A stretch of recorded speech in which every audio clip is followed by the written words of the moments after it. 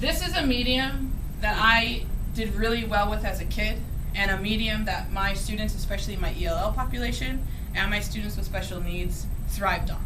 It was a way that my students could look at the same topic as my higher achieving kids, do the same level of analysis on the same topic, but do it with material that was a little bit easier. Because what they did was analyze the text, yes, but because there's less, they also analyze pictures. So these are the kinds of things that my students talked about when we went over this piece. My students like to talk about this idea of hurdles because they say there's two ways to deal with hurdles, right? What are those two ways? You can knock them down or you can jump over them, right? What's the difference? If we think of it in symbolic hurdle, knocking down versus jumping over. Say it again? It's violent. You can avoid it. You can avoid it. You can shove yourself through it, right? Mm-hmm. Yeah, knocking them down is an act. It's more aggressive than jumping over them. That's rising above it. Or a conformity issue. And what does he do? Does he knock them down? He does for a while. And then Well, let's look at the way he deals with the physical hurdles. What does he say? I jump over them. Jump over the hurdles. So he's never seen himself as a person who barrels through. Never seen himself as aggressive or violent. He simply jumps over them as they come, right? Okay. The next thing that my students always like to talk about is why is it this perspective is not straight on. It's down. So if we're thinking in terms of a camera, the person who's looking is way lower than the actual image, okay? What does that do for you as a reader when you are this far down looking up at it? possibly high. Possibly high, and he still has to jump over them, right? There's impact there. Okay. The other thing that my students love talking about is pair nose.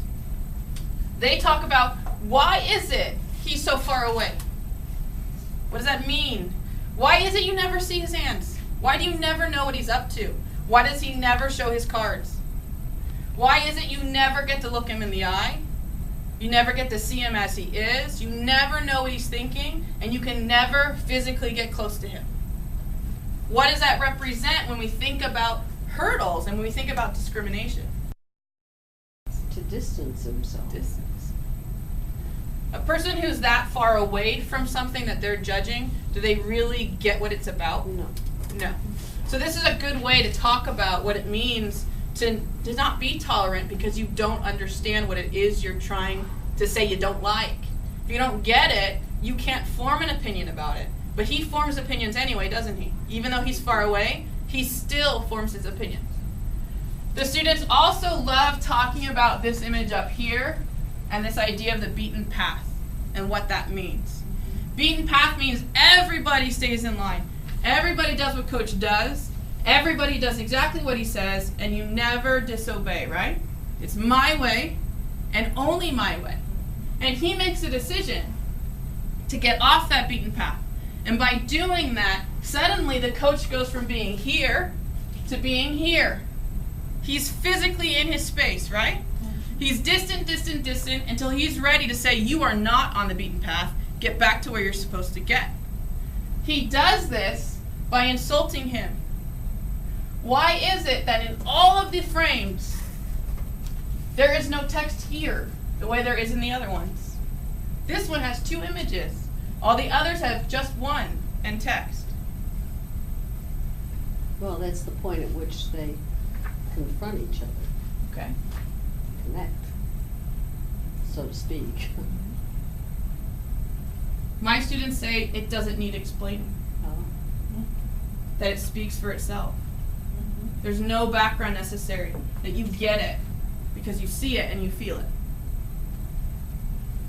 They also talk about this idea here of seeing him run off. That there's real power in the fact he didn't get back on that beaten path and that he left. And yet at the same time, they feel bad when that's the choice that they make as kids. That when you decide to not confront, but instead choose differently and walk away, as a kid, that is a really hard choice, and it feels like running away more than it feels like choosing to deal with your hurdle differently. Because in reality, he dealt with the hurdle, right? He made a decision. But what the kids see and what the kids feel is that he feels like he's running away. because he's not sticking it out. And he's not finding a way to still be a part of this in spite of what he's faced with. And that's something that when it comes to two-ness for my kids, and how do you be both of these things, especially if you're a kid who has a multicultural background, how do you live both as this and this and reconcile those two things, those identities? And our kids, whether you're multicultural or not in your background, the idea of being a kid and a young adult and a student, they're all very different identities, and they know what it's like to come up against things even if it's not race-based.